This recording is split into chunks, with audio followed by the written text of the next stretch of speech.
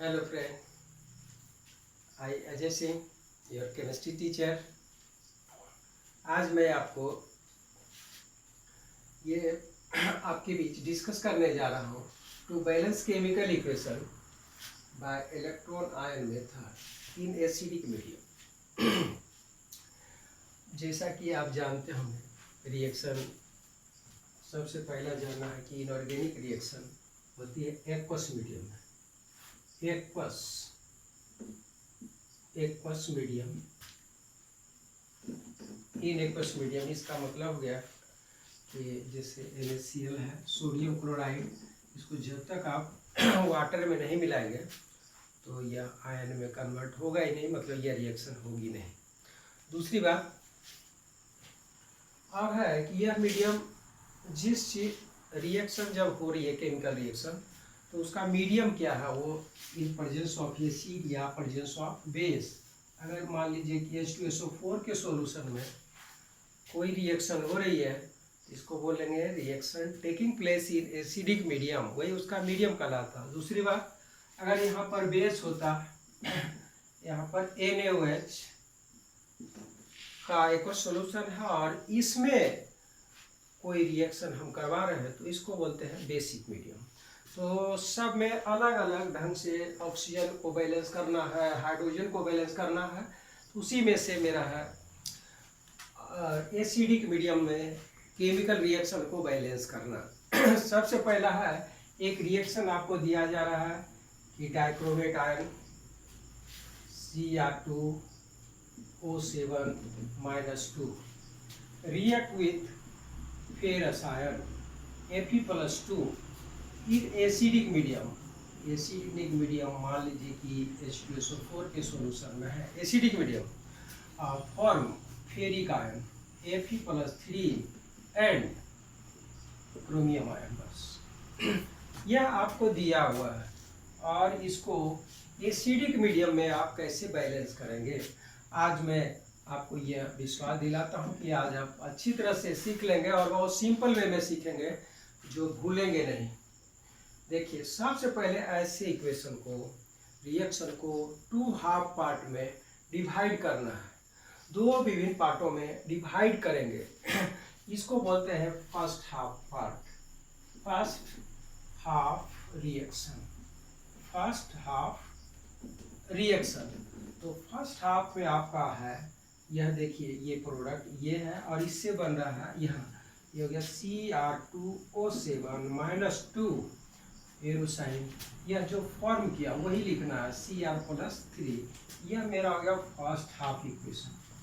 अब कुछ नहीं, ऐसे रिएक्शन को सबसे पहले आपको देखना है सेंट्रल एटम को।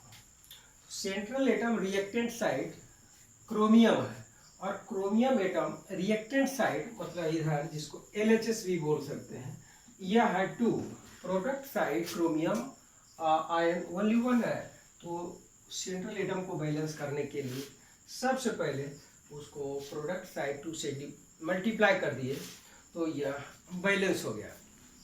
अब आपको जानना है यहाँ क्या है, ऑक्सीजन एटम है। देखिए, reactant side, in reactant side number of oxygen atom is 7, but in product side oxygen atom is 0। Oxygen atom है ही नहीं। तो इसमें यहाँ पर यहीं पर ट्रिक है, आप अच्छी तरह से जान जाएंगे। यहाँ आप जान जाइए, मैं आपको लिख के बता दे रहा हूँ। इन एसिडिक मीडियम, इन एसिडिक मीडियम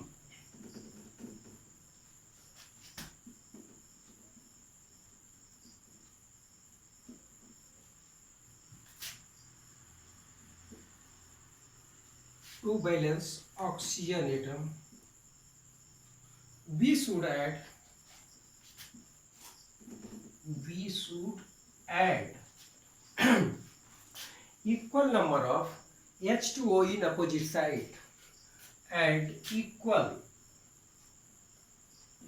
number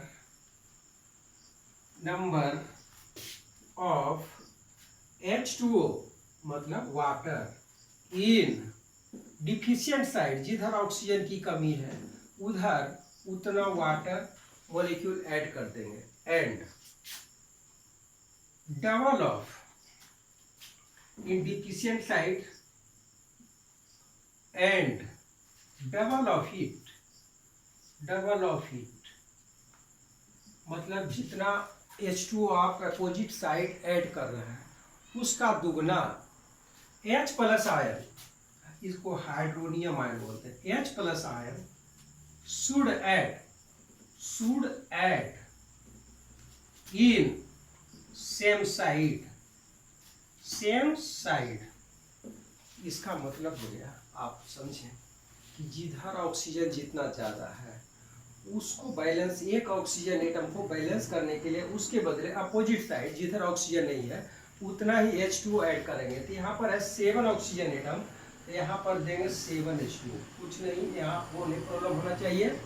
दूसरी बात, जितना H2O आप ऐड किए उसका double H plus ion opposite side, तो इस जिधर H2O दिया उसका अपोजिट साइड इधर होता है, मतलब जिधर रिएक्टेंट है, या बोल सकते हैं सेम साइड ऑफ ऑक्सीजन, जिधर ऑक्सीजन ज्यादा उधर, तो इस साइड हम 14H प्लस आयन ऐड किए।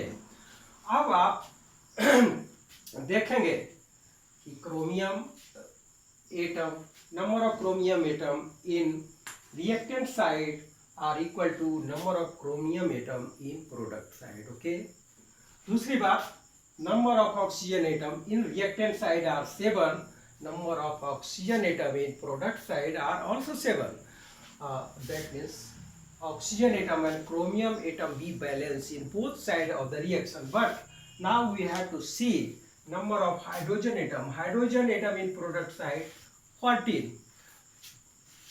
Then we should add 14H plus in reactant side, और यहाँ पर मैंने ऐड कर दिया। आप देखिए यहाँ 14H प्लस आयन मैंने दे दिया, तो ये हाइड्रोजन एटम भी बैलेंस हो गया इसमें, मतलब एटम सब बैलेंस हो गया। अब बैलेंस करने की बात आती है चार्ज का। देखेंगे चार्ज, सबसे पहले कुछ एकदम मन स्थिर करके आपको यह सोचना है कि रिएक्टेंट साइड टोटल चार्ज कितना है और प्रोडक्ट साइड कितना टोटल चार्ज है। टोटल चार्ज में नेगेटिव पॉजिटिव, देखिए यहाँ Cr2O7 डाइक्रोमेट आयन, इसको बोलते हैं डाइक्रोमेट आयन पर -2 चार्ज है, और H प्लस आयन मतलब H पर 1 प्लस चार्ज है, ऐसा ये 14 टाइम्स है, ये हो गया 14। तो ये कितना हो गया आपको, देखिए +14 में -2 गया तो आपको बच रहा है 12, मतलब रिएक्टेंट साइड चार्ज है +12, और प्रोडक्ट साइड कितना चार्ज है, एक क्रोमियम एटम पर चार्ज कितना है +6, 2 से 3 है तो 2 से मल्टीप्लाई कर दिया, ये हो गया +6। अब क्या करना है, केमिकल इक्वेशन में बैलेंस करने के लिए चार्ज भी आपको बैलेंस करेंगे, नहीं तो इक्वेशन गलत हो जाएगा, चूंकि यह रिडॉक्स रिएक्शन के लिए इक्वेशन वैलिड है। आप देखिए यहाँ +6 है और यहाँ +12 है, तो आप क्या कर देंगे, यह +12 +6 के बराबर हो जाए। तो इसको केमिस्ट्री में ऐसा करने के लिए जिधर ज़्यादा चार्ज है और उसको कम करना चाहते हैं तो उसके बगल में इलेक्ट्रॉन ऐड कर दिया जाता है, चूँकि इलेक्ट्रॉन होता है इलेक्ट्रॉन पर नेगेटिव चार्ज। तो अब देखिए -6, ये हो गया 6 मतलब -6 -2 +40, आप पाएंगे ये देखिए कितना हो गया तो ये हो गया -8 और +40, तो आपको कितना बच रहा है, जितना बच रहा है उतना ही इधर बचेगा। देखिए ये +6 बचेगा, ये +6 तो इधर भी +6 है। क्लियर। अब आपको जानना है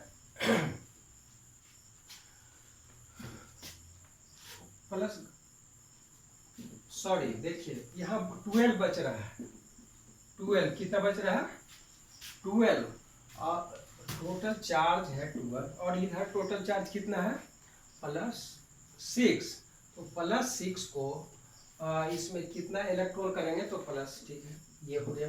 अब ये इक्वेशन आपका बैलेंस, ये इक्वेशन आपका बैलेंस हो गया। अब हमारे पास एक सेकेंड हाफ इक्वेशन बच रहा था, ये Fe, देखिए ये Fe से बन रहा है Fe+3, मतलब Fe+2 से बन रहा है Fe+3, इसको हम ऐसे लिखेंगे Fe+2b convert into Fe+3 by dichromate ion in presence of acid। तो यहाँ Fe+3 कर दिए। सेंट्रल एटम देखना है सबसे पहले, इसी ये हो गया equation number second half equation, इसको बोलते हैं सेकेंड हाफ इक्वेशन। अब हम लोग देखते हैं कि यहाँ पर आयरन फेरस एटम एक है और यहाँ पर भी 1 है, तो नंबर ऑफ एटम दोनों तरफ बैलेंस है। अब जब नंबर ऑफ एटम बैलेंस हो जाए तब इसका देखते हैं चार्ज देखिए, यहाँ पर +3 है और यहाँ पर +2 है, इसको बोलते हैं आप फेरस आयन और यह है फेरिक आयन।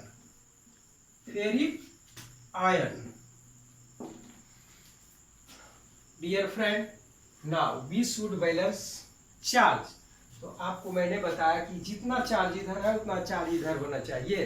तो इसके लिए क्योंकि देखिए ये +3 है, इसको 2 में कन्वर्ट करना है, तो इसके लिए क्या करना होता है, जिधर पॉजिटिव चार्ज को घटाना है उधर आप electron, required number of electron add कर देंगे, +1 इलेक्ट्रॉन ऐड कर दिए तो +3 में 1 इलेक्ट्रॉन आएगा मतलब निगेटिव, तो +2 बचेगा, ये भी दोनों बैलेंस हो गया।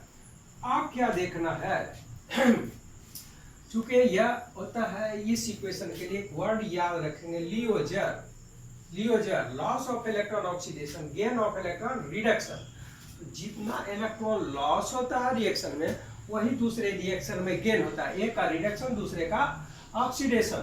तो यहाँ पर देखिए ये लॉस हो रहा है और यहाँ पर गेन कर रहा है 6 इलेक्ट्रॉन, तो यहाँ पर एक ही इलेक्ट्रॉन है, यहाँ 6 हो रहा है, तो कहाँ से आ रहा है, तो आप कर रहा है इलेक्ट्रॉन बैलेंस करने के लिए दोनों इक्वेशन में, first half equation and in second half equation, to balance electron we should multiply equal number, suitable number। तो यहाँ पर 6 है, इस इक्वेशन में आप 6 से मल्टीप्लाई कर देंगे पूरे में, तो इलेक्ट्रॉन देखिए 6, ये 6 और ये 6।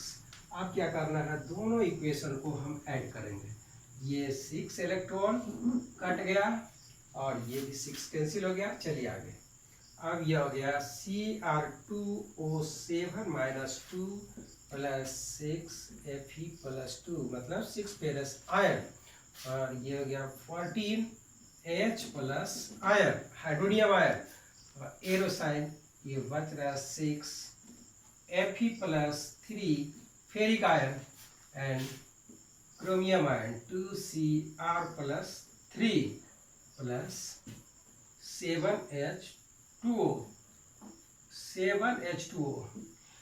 आप देखेंगे कि सारा एटम दोनों तरफ बैलेंस हो गया, इलेक्ट्रॉन भी बैलेंस हो गया, चार्ज भी बैलेंस हो गया, हाइड्रोजन का नंबर भी बैलेंस हो गया, ऑक्सीजन का भी नंबर बैलेंस हो गया, और ये इजी वे में हो गया।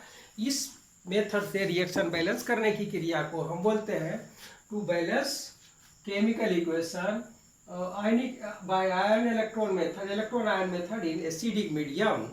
यह रिएक्शन आपका बैलेंस हो गया। अगले क्लास में मैं आपको बताऊंगा to balance chemical equation by electron ion method in basic medium. Thank you, that's all.